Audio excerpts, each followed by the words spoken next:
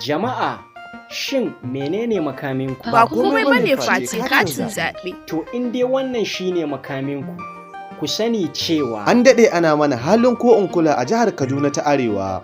Ya kamata mu farka daga dogon baccin da muke yi. tabbas haka yake domin muna buƙatar jajirtacce kuma tsayayye wanda zai yayyafa mana ruwa domin farga daga dogon barcin da muka yi. Don haka muke gabatar muku da matashi na matasa, Kuma na musamman a gun jama'a. mai ilimi da hangen nesa da kuma sanin ya kamata. Duk dai a gun matashin ɗan siyasan nan. Wato Bello El Rufa'i.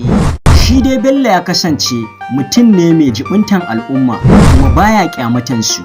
Sa'an nan ga haba-haba da mutane da girmama na gaba da shi. Tare da taimaka ma al'umma ta hanyar gine-gine a makarantu da kuma ba da gudunmawa a masallatai da taimakon marasa lafiya gida da asibiti. Sa'an nan ya taimaka ma mahauta a sana'arsu domin dogaro da kawunansu. Baya karagar mulki yayi mun gani, ina ga ya hau kan karagar mulki.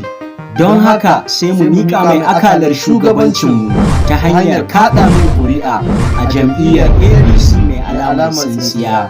Shi dai Honorable Bello El Rufa'i ya kasance ɗa ne ga ubanmu, mai gidanmu, kuma malaminmu. Wato Malam Nasiru Ahmad ‘yan Rufa'i, aiki ga mai kare ka.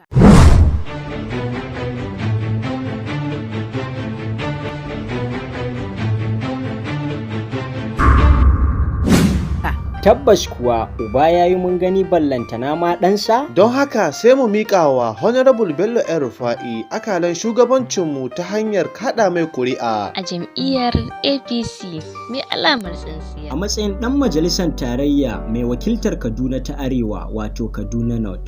Gaisuwa ta musamman zuwa ga Honorable Naziru Sunusi Abubakar. Matashin ɗan siyasan nan kuma shugabanmu na gobe da yardar Allah.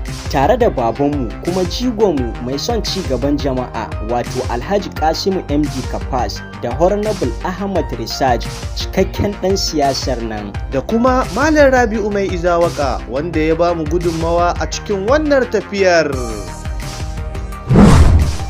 Mu bi cancantar kawai.